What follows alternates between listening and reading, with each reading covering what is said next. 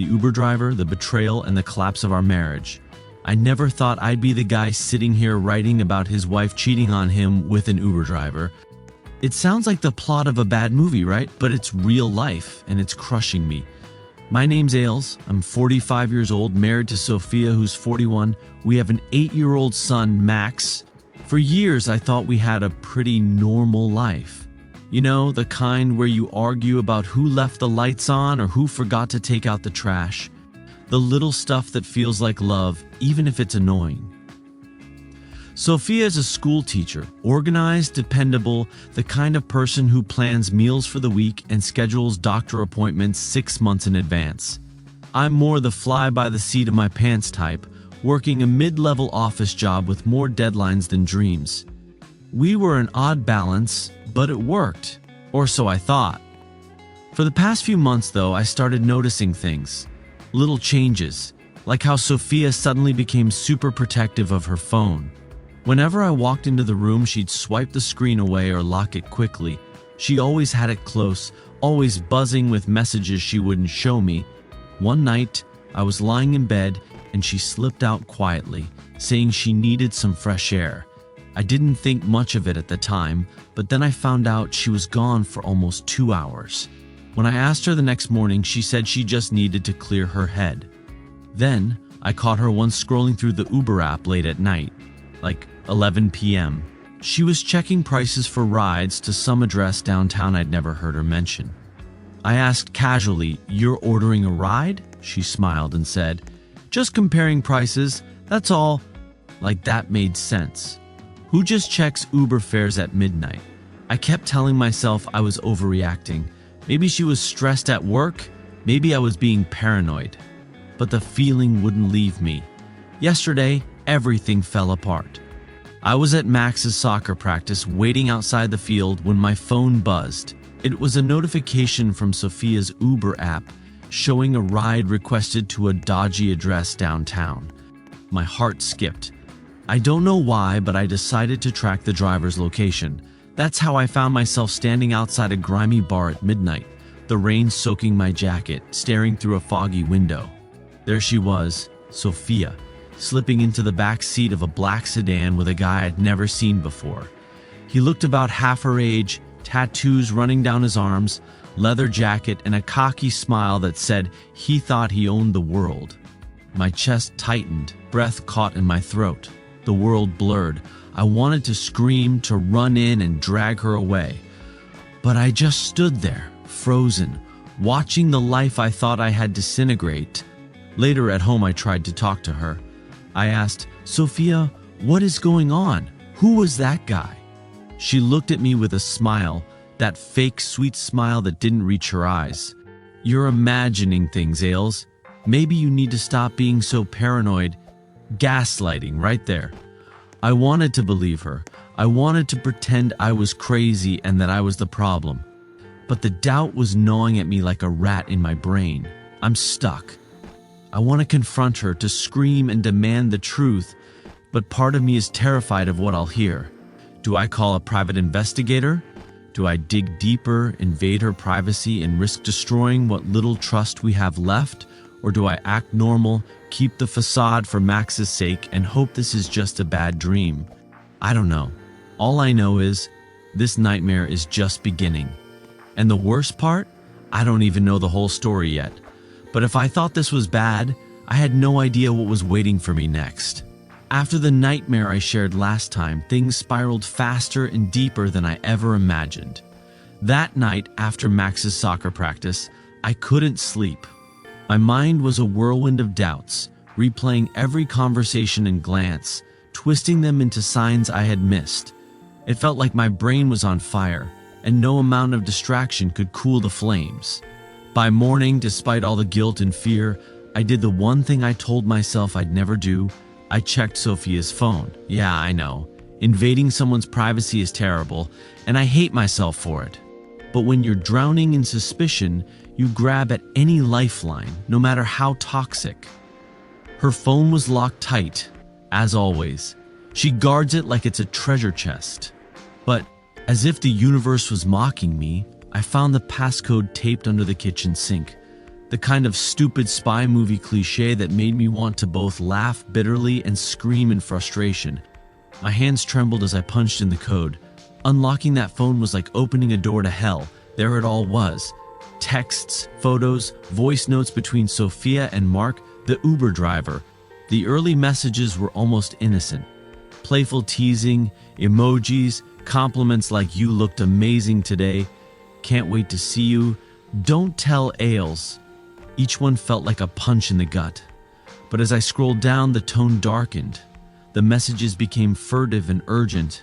Plans to meet late at night, whispers of sneaking away when Max was asleep, confessions of guilt that were quickly shrugged off in favor of desire. One message shattered me. Sophia told Mark she felt trapped in a boring cage, drowning in a life that suffocated her. She needed to breathe, to feel alive again, even if it meant lying and cheating. My heart clenched, twisted in a knot. The betrayal was more than physical. It was an emotional poison eating away everything we'd built. Then I saw the money. Screenshots of bank transfers between them, small but steady sums, with cryptic comments about the plan.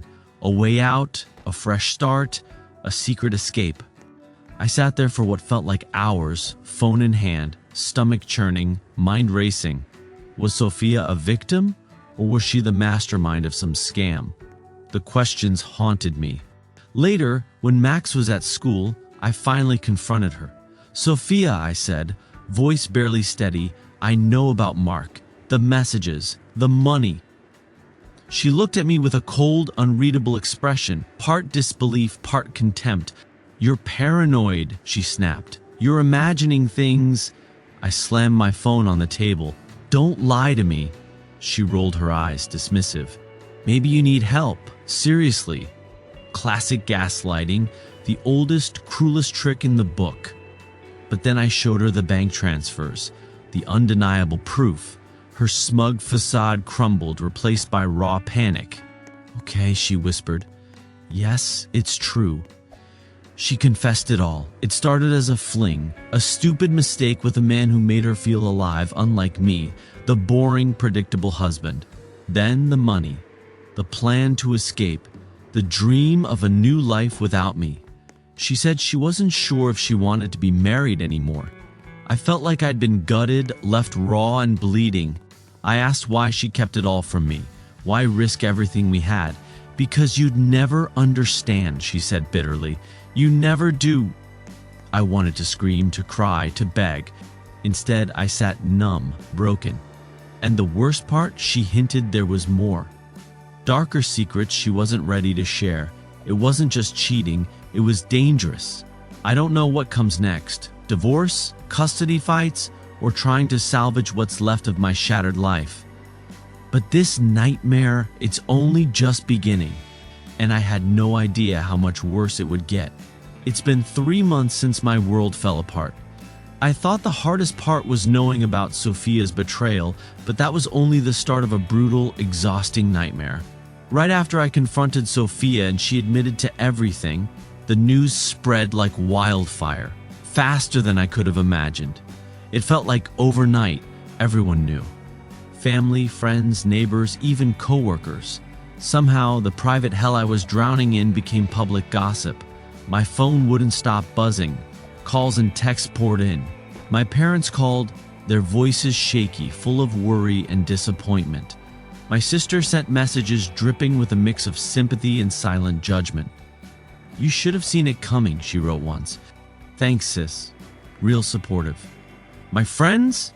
Most disappeared. Like I caught some contagious disease. A few stayed, but the awkwardness was unbearable. One tried to lighten the mood with a joke.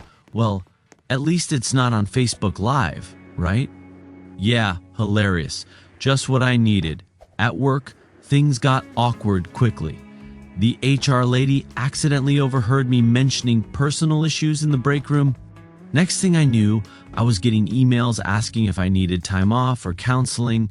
I wanted to crawl under my desk and disappear. Then came the legal nightmare.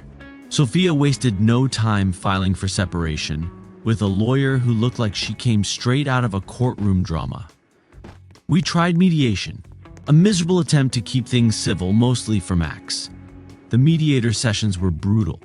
Sitting across from Sophia, I barely recognized the woman I'd once loved. Her eyes were cold, distant, like she was somewhere else entirely. Her lawyer sat beside her, flipping through papers like a shark smelling blood. Everything was on the table: money, custody, the apartment where we'd built our life. Sophia wanted the apartment, said she needed a fresh start. I fought for custody of Max because I feared all this chaos would swallow him whole. The mediator asked if I wanted full custody. I said yes immediately. Max deserved stability, and right now that wasn't with Sophia. Custody hearings dragged on for weeks. The accusations were vicious. Sophia's lawyer tried painting me as a paranoid, controlling husband, a narrative so twisted it stunned me. I sat there listening, wondering how it all spiraled so far from the truth. Outside the courtroom, my life unraveled. Max didn't understand why his parents were suddenly fighting so much. He asked me questions I couldn't answer. Why won't mommy talk to you? Why do you yell? Each question crushed me more. I tried to shield him, but I felt like I was failing as a father. In the middle of this chaos, something unexpected happened. While gathering evidence for court, I sifted through Sophia's old emails. That's when I found a thread with a woman named Elena. Elena wasn't just anyone. She was a former friend of Sophia's, and she'd tried to warn me. Her messages to Sophia called Mark a con artist and a manipulative predator. Elena said Mark wasn't a random Uber driver, but someone who preyed on vulnerable women, using them to launder money and run scams. I sat frozen, staring at the screen. Why hadn't Sophia told me any of this? Was she deeper in trouble than I realized? I reached out to Elena, and she confirmed my worst fears. Sophia had been caught in something dangerous. Debts piling up, threats looming, and a web of lies bigger than just infidelity. This wasn't just a cheating scandal. It was a mess of criminal schemes and manipulation I hadn't even begun to understand. Now I'm juggling a custody fight, a crumbling marriage, and the terrifying possibility that Max's safety might be at risk. I'm exhausted, physically, emotionally, mentally, angry, broken, and scared. Just when I thought I'd hit rock bottom, I got a call from Mark. I never expected him to call me, and I never expected what he said next. If you thought my last updates were bad, strap in. The past few weeks have been nothing short of a psychological roller coaster that I never signed up for. It's like living in a nightmare that keeps evolving, throwing new horrors at me when I think I've seen it all. It all began late one night, just as I was trying to fall asleep. My phone buzzed with an incoming call from a blocked number. My chest tightened. I debated ignoring it, but something told me I couldn't. I swiped to answer, the cold sweat gathering on my palms. "Who is this?" I asked, voice shaking despite my efforts to sound steady. "Mark," came the voice, smooth, unnervingly calm. "We need to talk, Mark, the man who stole my wife." The stranger who had quietly unraveled my life. My throat went dry. I managed to croak, "Why are you calling me?" He chuckled softly, the sound like ice scraping glass. "Because, Ailes, this isn't just about Sophia anymore. It's about you. You're in deeper than you think." My heart dropped into my stomach. What followed was a barrage of revelations I was nowhere near prepared for. Mark spilled secrets about Sophia's involvement with his schemes. Not just a fling, but something much darker. Money transfers hidden behind fake accounts, debts accumulated, threats from dangerous people that had Sophia and him both terrified. He warned me to back off. Dangerous things were at stake. My job, my reputation, my family, even my safety. The call ended abruptly, leaving me numb and trembling. I paced the apartment for hours, replaying every word, every threat, my mind racing faster than I could catch. Why hadn't Sophia told me any of this? Had she been trapped from the start? Was I now a target? I reached out to Elena, the woman who had tried to warn me about Mark months ago. Her confirmation sent chills down my spine. Mark was notorious for intimidation, and this was no ordinary affair. It was a criminal entanglement. Sophia vanished into silence. No texts, no calls, just cold emptiness. Her lawyer claimed she was overwhelmed, but I knew better. I could feel the fear dripping from every message they exchanged. Max, my little boy, changed. The light in his eyes dimmed, replaced by confusion and hurt. "Daddy, will Mommy come home?" he asked one night, his voice cracking with hope and pain. I swallowed the lump in my throat and forced a smile I didn't feel. "I don't know, buddy, but Daddy's here for you."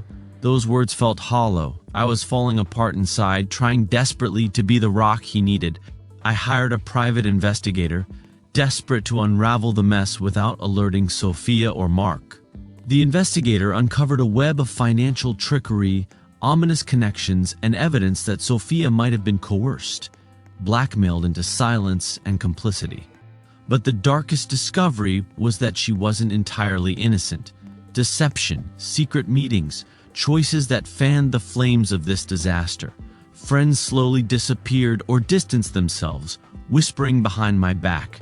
Family offered unsolicited advice, often blaming me for not seeing the signs sooner.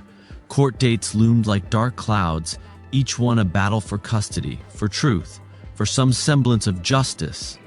At night, Mark's voice haunted me, calm, cold, terrifying. I lie awake, imagining the worst. What if he's right? What if this all spirals out of control? One evening, as Max slept beside me, I broke down completely, tears soaking into his pillow. I whispered prayers I didn't believe, begging for a miracle to save my son, my family, myself. Just when I thought I'd hit the bottom, Sophia's darkest secrets started to surface. Truths she buried so deep I fear they might destroy everything left standing. If you thought this was the end, you're dead wrong. The nightmare is only beginning. Here I am, still trapped in this nightmare that refuses to end. The custody battle has become a war zone, my family is splintering, and just when I thought I'd reached my limit, a bombshell dropped that shook me to my core and forced me to rethink everything. The courtroom feels like an arena. Lawyers hurl accusations with the precision of seasoned gladiators, each word aimed to wound. Sophia's attorney has been relentless, painting me as unstable, obsessive, and controlling, desperate to punish her for her freedom. Meanwhile, I'm fighting tooth and nail to shield Max from this emotional tsunami that's engulfing all of us. Sitting in that sterile room, with its harsh fluorescent lights and cold wooden benches, I glance across at Sophia. She's a shadow of the woman I once loved, distant, guarded, her eyes glazed with bitterness. I can't help but wonder, how did two people who promised forever end up here, fighting for custody of the one thing that once united us? My parents have been both a source of comfort and additional pain. Mom calls often, her voice trembling with tears, begging me to forgive Sophia, to let go and give their marriage one more chance. I hear the desperation in her words, but I also hear my own aching heart telling me this may be impossible. Dad's silence speaks volumes. His disappointment is a weight I carry every day. And then there's my sister. She sided with Sophia early on, accusing me of ignoring signs, of failing to be the husband and father I promised to be. Her words cut deep, driving a wedge between us that may never fully heal. Friends? A handful have stood by me, true warriors in this storm, but many vanished, as if the betrayal was contagious or as if they feared picking sides. Loneliness has become my closest companion. Max, poor Max, is caught in the crossfire.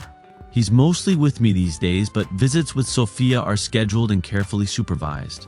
Each time he returns from her, I see the confusion flicker in his eyes, the questions he's too young to voice aloud. One quiet afternoon, as he played with his cars on the living room floor, Max looked up at me and asked in that innocent voice, "Daddy, why doesn't Mommy like you anymore?" I swallowed the lump in my throat, fighting tears I refused to let fall.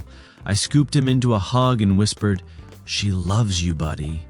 Sometimes grown-ups have big problems they're trying to fix. That moment shattered me. The weight of the situation hit harder than ever. I felt like I was failing as a father, a husband, and a man. Then came the discovery that changed everything. I found myself scrolling through Sophia's old emails again, a routine I dreaded but couldn't stop. That's when I stumbled upon a message addressed to someone named Jay. It was a confession, a full, cold admission that much of what she told me was a carefully woven tapestry of lies. She wrote about plans to take everything, money, custody, reputation, by any means necessary, about manipulating friends, twisting truths, and playing the system. I sat frozen, heart pounding like a drum in my chest. This was no longer about desperation or confusion. It was calculated. I immediately shared the emails with my lawyer. Together, we prepared to use this evidence in court, hoping it would finally tip the scales in my favor. The next hearings were intense, but armed with this new information, I felt a flicker of power return. Sophia's facade cracked under scrutiny, and the truth began to emerge. Yet even with these small victories, the toll was enormous. My family was fractured beyond repair. Max was a shadow of his former joyful self, burdened by adult conflicts he never asked for. Each day I asked myself, how do I rebuild a life shattered by lies? How do I protect my son from a world that's suddenly so dark? Despite everything, a fragile hope flickers inside me. Hope that someday Max will understand, that justice will prevail, and that love, somehow, will survive the wreckage. But even with hope, the question haunts me. Can a family broken by betrayal ever truly heal? Or are some wounds too deep to mend? I'm back, not because things are getting better, but because the nightmare has taken a darker, more twisted turn. The custody battle, the family drama, the legal chaos, all of it feels like a storm I'm caught in with no way out. Right after the last hearing, when I thought I might finally be gaining some ground, the threats began. Not just whispers or shady looks, real threats. Phone calls where no one spoke but the silence screamed. Text messages filled with cryptic emojis that felt less like jokes and more like warnings. And then, a broken window at my apartment. The first time I saw the shattered glass sparkling in the morning sun, I felt something inside me snap. Fear, anger, helplessness, all tangled together in a knot I couldn't unravel. I wanted to call the police, but feared dragging Max into more chaos. At first, I assumed Mark was behind it all. After all, he started this mess. But then the strange warnings kept coming, subtle, more personal. It didn't feel like the work of a stranger anymore. One evening, as I was leaving the courthouse, a woman stepped out from the shadows. She had Sophia's eyes, but her expression was cold, unreadable. "You should stop digging, Ailes," she said, her voice low and dangerous, the kind of voice that sends chills down your spine. "There are things you don't want to know." I stared, stunned, heart racing. "Who are you?" I demanded, trying to keep my voice steady. She gave a bitter smile. "Someone who's been hurt more than you can imagine. Someone who knows the real Sophia." Before I could press for answers, she vanished into the crowd like a ghost. That encounter rattled me. Who was she? What did she know that I didn't? Why warn me off instead of helping? The questions haunted me for days. Meanwhile, Sophia remained silent. No calls, no texts. Her lawyer was icy and refused to discuss anything beyond legal necessities. The woman I once knew was a distant memory, replaced by a shadow of secrecy and fear. Max is my anchor and sometimes my heartbreak. His small voice cuts through the chaos. "Daddy, did Mommy lie to me? Is she a bad person? How do you explain betrayal and danger to an 8-year-old without breaking him?" I held him close and whispered what felt like the only truth I could give. "Sometimes people make mistakes, but you're loved. Always." Those moments remind me why I have to keep fighting, even when it feels impossible. Then came the most devastating blow. The private investigator I hired returned with a bombshell. Not only had Sophia been tangled in Mark's scams, but she'd also been secretly cooperating with the police. She'd been feeding them information, trying to protect herself from dangerous people lurking in the shadows. A double life. A woman torn between fear, betrayal, and survival. I confronted Sophia in court, and for the first time, her cold mask cracked. She confessed. She was terrified, trapped between criminals and law enforcement. Her betrayal was both a desperate act and a means to survive. I wanted to scream, to rage, to break everything, but all I could do was sit, numb and shattered. The judge looked at us both and said, "This case is no longer just about custody. It's about the safety of your child and your family." The court ordered supervised visits indefinitely, boundaries in the chaos, a fragile protection for Max. Walking out of the courtroom, I felt hollow but strangely relieved. At least there were limits now to the madness. But just when I thought I could finally breathe, my phone buzzed with a new message. "You don't know the half of it. Be careful who you trust. No sender name, no number, just those chilling words." I stared at the screen, a cold dread settling deep in my bones. And that's when I realized the darkest secrets are still buried, waiting to explode. This nightmare is far from over. I don't even know where to start anymore. The last few weeks have been a blur of betrayals, revelations, and gut-wrenching choices that have left me questioning everything and everyone around me. After that chilling message, "You don't know the half of it. Be careful who you trust," I felt like I was sinking deeper into a pit with no bottom. Who was warning me? And what horrors were still lurking just out of sight? I decided to be cautious, keeping my circle tighter than ever. But ironically, the more I tried to protect myself, the more I realized that the people I thought were closest to me might be the ones I couldn't trust. Family dinners turned into silent wars. My sister, who sided with Sophia from the start, suddenly started acting strangely distant, avoiding my calls and deflecting questions. My parents grew quieter, more cautious, as if they were hiding secrets too heavy to share. One evening, a close friend, someone I trusted implicitly, confessed something that shattered me. Over coffee, with trembling hands, she revealed that she'd seen Sophia meeting secretly with someone unknown, exchanging envelopes in dimly lit parking lots. She said it was about protecting Max, my friend whispered, eyes darting nervously. But I don't know. It felt off. I wanted to believe Sophia was still trying to shield our son, but my gut told me otherwise. Meanwhile, the legal battles dragged on. My lawyer warned me that Sophia's cooperation with the police might complicate custody negotiations. The authorities had their own agenda, and Max's safety was now entangled in a web of law enforcement secrecy I couldn't penetrate.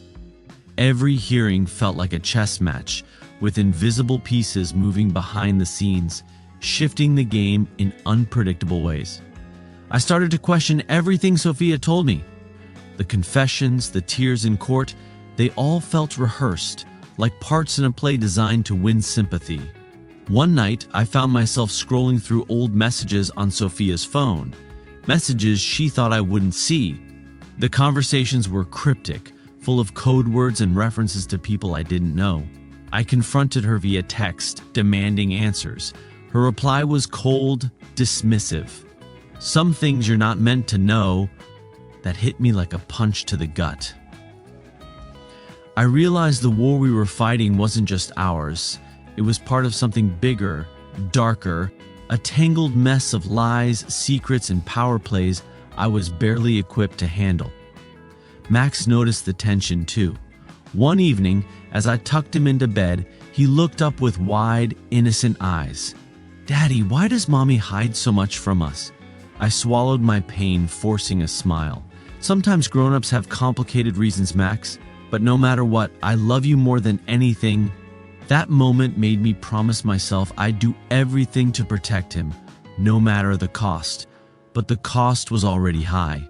Friends had vanished, family fractured, and my own trust shattered. And just when I thought things couldn't get worse, I got a call from an unknown number. A woman's voice, shaky but firm, whispered one sentence: "If you want to find the truth, look closer to home." Then the line went dead. I don't know who she was or what she meant, but I know this: the nightmare isn't just outside my door, it's inside it. Here it is, the final update. The conclusion of this long, painful chapter, but not the end of the story. I'm writing this not because I've found closure, but because I finally accepted the chaos I live in, the mess, the heartbreak, the uncertain future. The custody battle ended with a bittersweet outcome. Max stays mostly with me under strict court supervision. Sophia has nearly vanished from our lives, her presence reduced to occasional, tense court hearings and legal battles. The police wrapped up their investigation into Mark's scams, but the shadows of those dark days still linger, in the silence of an empty room, in the hollow spaces where trust used to live.